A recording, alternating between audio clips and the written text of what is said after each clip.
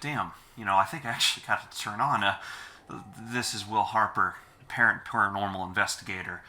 The time is currently, about 12:43 p.m. And for the record, I'm one, not crazy, and two, a borderline genius. So, Danny, if you're listening to this, suck it. I told you so. Right, okay. This should be it. Broadcast 342, no. 144, no. 166, no. Okay. This is titled The 7th of July, 2004. It's the first, and as far as I know, the only recorded evidence of the radio show in question, Phonophobia. Okay, here we go.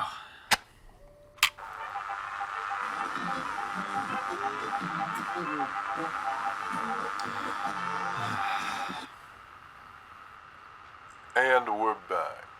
Ladies and gentlemen, thanks for bearing with us during that brief intermission.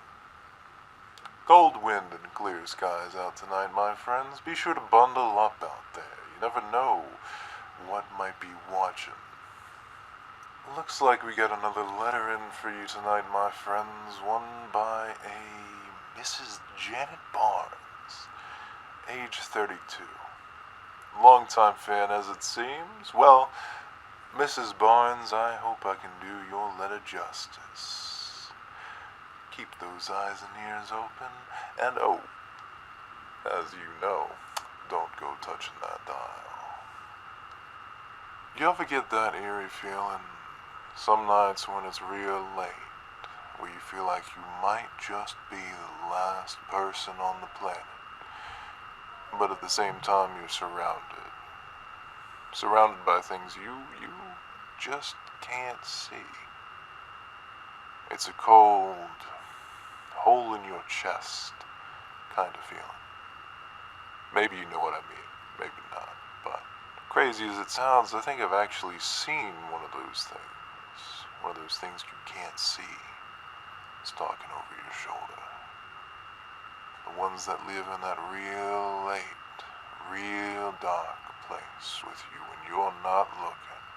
Now I know, you might feel like I'm stalling a bit, but I feel like I gotta do what I can to get you to understand just what it was I found in my backyard that night. Words, they just don't do it justice. I'll try to tell you everything you want to know. My house isn't too far out from Atlanta. Far enough for me to be considered rural, but that's always been fine by me. Suppose I've never been too fond of the city life. Don't get me wrong, I'm plenty of people's person, but those big cities, all that commotion, all the talk in the air, the non-stop noise, so many people, so many lives.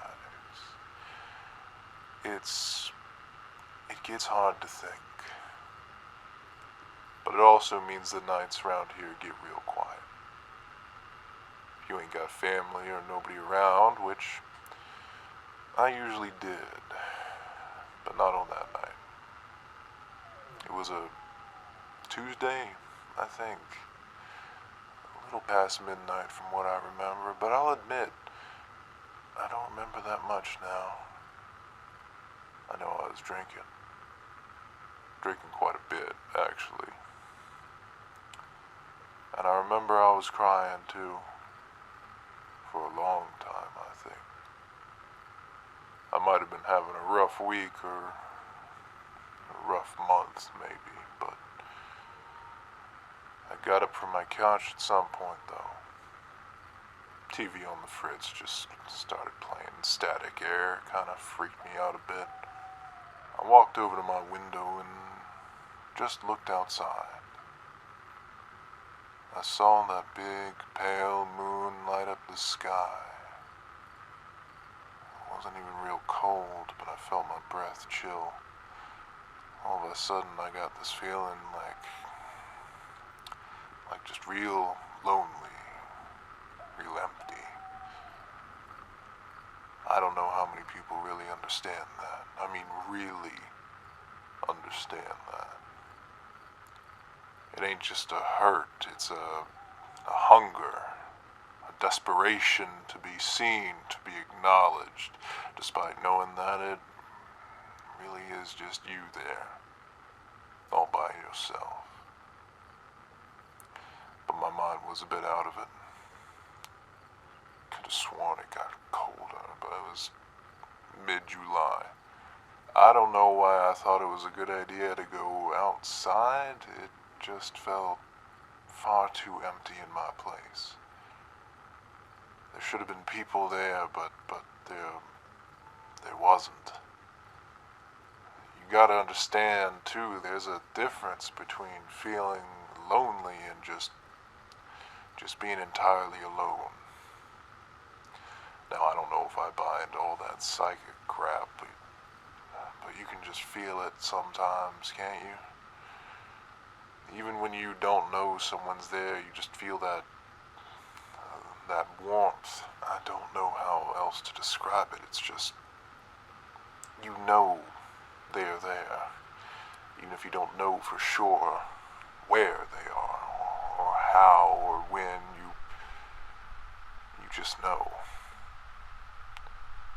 Maybe that's why I slid open my door to the backyard that night. Wandered off into the grass, nothing but my night clothes and bare feet. I could feel the grass nip against my heels up to my ankles when I stepped in that cold wind. And there was so much wind, somehow. I didn't even think about what I was doing at that point. My body just went on autopilot. So I stood out there, staring up at that moon.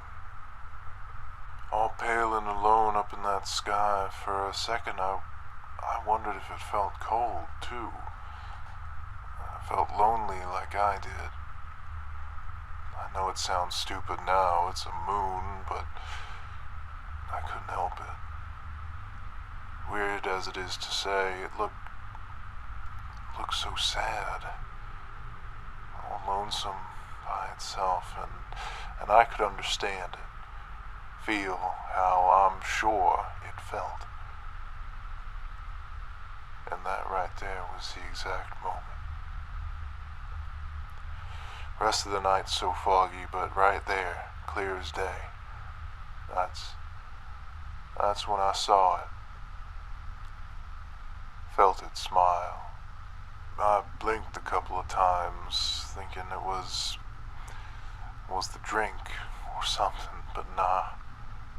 There it was. Clear as that bright moon, this toothy, pale grin looking right down into my eyes. First I thought it was the moon itself, but then I saw it move. It shifted in the sky above me, just this big moving grin, and then bulging, pulsing eyes behind it. I got the weird feeling that they were mocking me. It wasn't until after that I noticed I was smiling too. My body froze in what I'd call fear, but I wasn't afraid. Even though I know I should have been, hell, I wanted to be, but I couldn't be afraid. Whatever it is started to move down closer to me. It opened out these long, spiny arms like a praying mantis.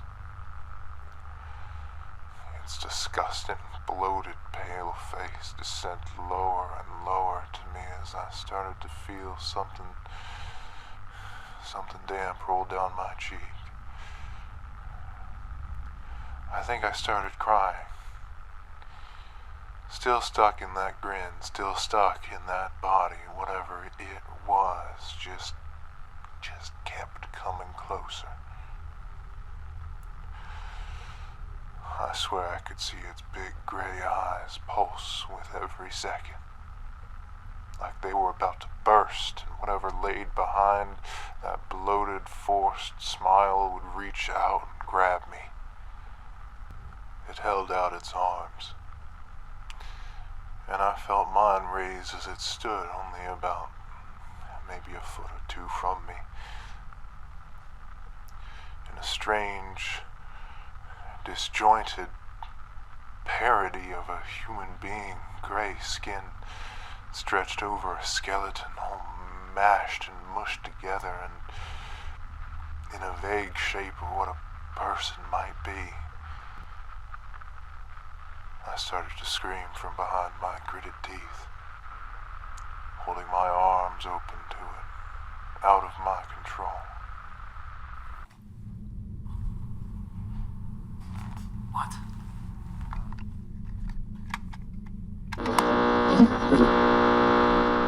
First, I felt its arms embrace me as I embraced it in turn. I felt each spine tear into my back before peeling my skin open, my flesh being moved and shifted around in my own body. I was forced to watch as droplets of blood started to fall from my eyes instead of tears.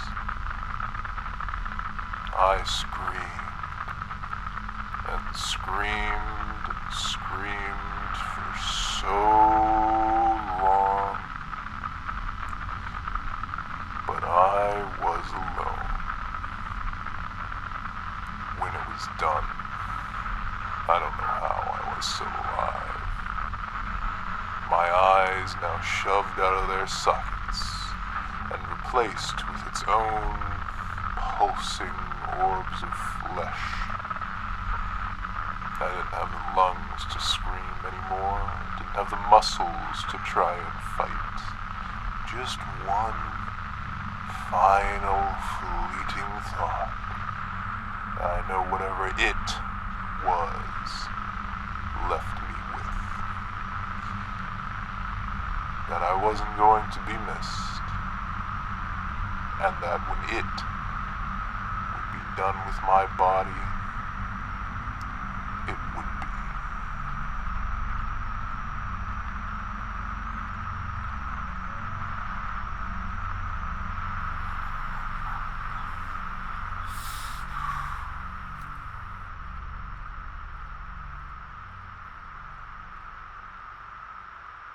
Thank you for your lovely letter, Mrs. Barnes. Your continued support is what keeps our show running in these difficult times.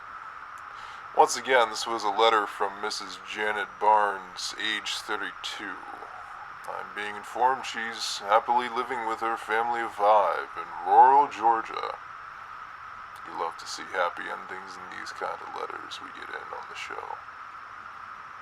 Once more, Mrs. Barnes, wherever you are now, I wish you safe travels and a long rest.